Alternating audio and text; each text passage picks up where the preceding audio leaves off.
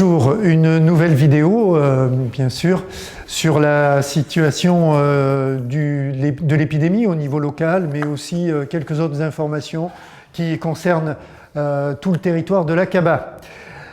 Sur le point sanitaire, eh bien, nous avons 40 hospitalisations. Hier, il y en avait 41. Donc, on voit que les hospitalisations n'ont pas progressé. En revanche, en réanimation, on est passé, maintenant on est à 10 réanimations contre 8. Donc ça veut dire quand même que l'épidémie est toujours là. Le taux d'incidence, qui est aujourd'hui à 205 sur le Cantal, était hier à 207, donc ça continue une décrue de ce taux d'incidence. Il y a une semaine, il était de 226. Et on est toujours un peu meilleur que la moyenne nationale puisqu'elle est à 337. Donc vous voyez, le département est préservé.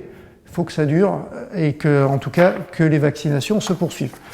Sur les vaccinations, aujourd'hui 51 618 personnes ont été vaccinées alors que ce soit une première ou deuxième dose. Ça fait 7 300 personnes de plus que la semaine dernière. Ça progresse. Donc, dès demain, dans les pharmacies, il y aura le vaccin Johnson disponible. Donc, théoriquement, ça dépendra des arrivages.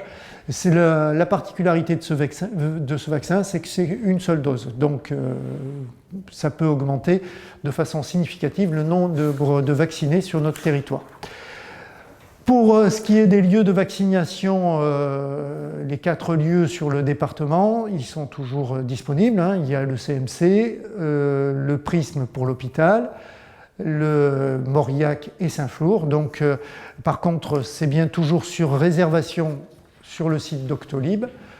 Et je sais que quand des postes quand des créneaux sont ouverts, il faut avoir bénéficié d'une chance importante pour être au bon moment, mais plus on aura de vaccins, plus il y aura de créneaux ouverts et plus ce sera efficace. Ouais. Donc l'intervention de M. Castex hier a précisé un certain nombre de choses. Donc la 3e vague notamment qui semble être derrière nous, en tout cas c'est ce qu'il a annoncé. Le couvre-feu est maintenu encore à 19h, à partir de 19h, jusqu'à la mi-mai, donc ça devrait pouvoir fonctionner. Dès lundi, les classes vont être rentrées pour les élèves en maternelle et en primaire, essentiellement, en présentiel. Renforcement des tests salivaires dans les écoles, donc c'est important, et collèges et lycées, donc avec des rythmes particuliers en fonction des protocoles. Et pour les crèches, on suivra le protocole sanitaire, mais a priori, jusqu'à présent, l'idée c'est de les réouvrir dès lundi.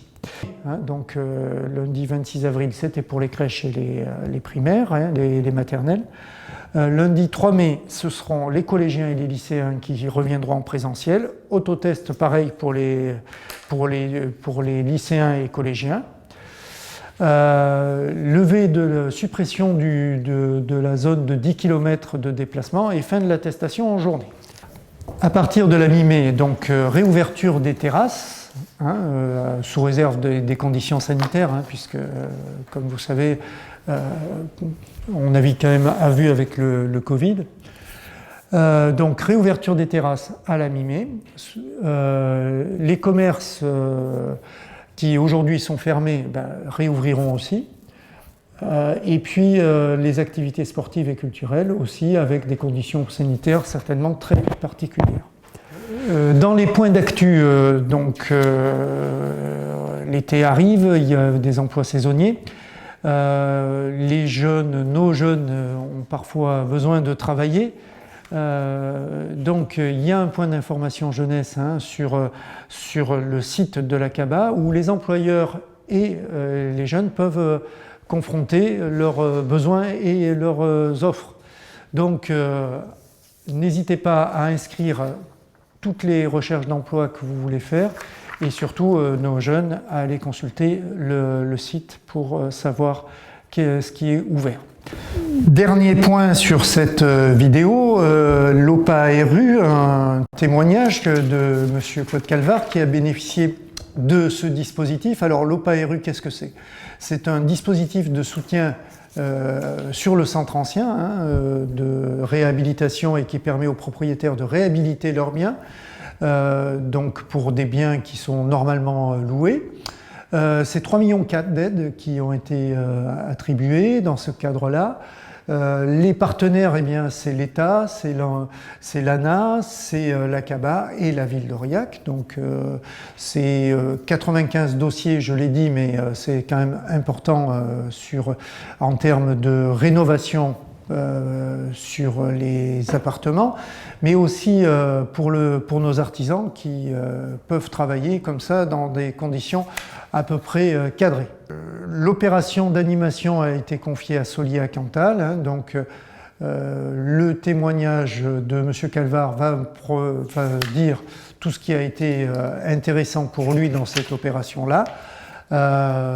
Voilà, et sachez que on fera certainement entre l'OPA de la CABA qui est quand même très généraliste et l'OPA-ARU qui est plus ciblé sur des quartiers à fort besoin de financement, eh bien on devrait en recréer une très rapidement à l'échelle peut-être même du SCOT, donc avec les intercommunalités de Cérégoul et de Châtaigneraie. Voilà, à vendredi prochain pour une prochaine vidéo. Donc l'OPA-ARU, opération programmée d'amélioration de l'habitat, renouvellement urbain, dans le cadre de la ville d'Aurillac. Donc c'est un programme un peu spécifique puisque c'est suite au programme Action Cœur de Ville pour lequel la ville d'Aurillac a été retenue. Et le but de ce programme est d'inciter les propriétaires privés à réhabiliter leur patrimoine et favoriser l'investissement locatif sur le parc du centre-ville. Voilà, avec un objectif de requalifier les logements et de dynamiser le centre-ville avec l'arrivée d'une population nouvelle. Cette opération s'adresse plus particulièrement aux propriétaires privés, donc qu'ils soient déjà propriétaires, donc propriétaires occupants de leur logement, ou propriétaires bailleurs, ou éventuellement des investisseurs donc, qui viennent sur le territoire de la CABA et particulièrement d'Aurillac pour réhabiliter des immeubles. Le but, c'est vraiment d'accompagner dès le démarrage du projet jusqu'à la fin des travaux le propriétaire. Et nous, c'est la collectivité, donc la CABA, dans le cadre de ce programme, qui finance notre intervention. Et tout est totalement gratuit pour le propriétaire. Et on l'accompagne donc du projet initial jusqu'à le dépôt du paiement auprès des différents financeurs. Sur cet immeuble, le propriétaire souhaitait engager des travaux. Et donc dans le cadre de l'OPA-ARU, nous finançons 3 logements, ce qui a permis à M. Calvar de bénéficier d'aides conséquentes, notamment de la ville. C'est ce qui l'a décidé à lancer le programme. Nous sommes au 8 rue Émile Duclos à Aurillac, dans un immeuble que j'ai acheté en 2018 et que nous rénovons avec mon épouse pour des fins locatives. En septembre 2020, où on a attaqué le gros œuvre. Là aujourd'hui, il nous reste à faire quelques travaux d'étanchéité sur des toits terrasses et ensuite que le second œuvre. J'ai des financements où je suis surpris des montants par l'ANA, Solia, par la CABA, enfin tous ces organismes qui vraiment permettent la réalisation de l'ouvrage. Moi, sans eux, c'était pas possible. Cette opération a démarré en septembre 2019 sur un programme de 5 ans avec un objectif de réhabiliter 90 logements locatifs et une quarantaine de logements propriétaires occupants avec un accompagnement financier de l'ANA, qui est l'Agence nationale de l'habitat, qui est le principal financeur, de la CABA et de la ville d'Aurillac. Cela représente à peu près 3,5 millions d'euros d'aide financière.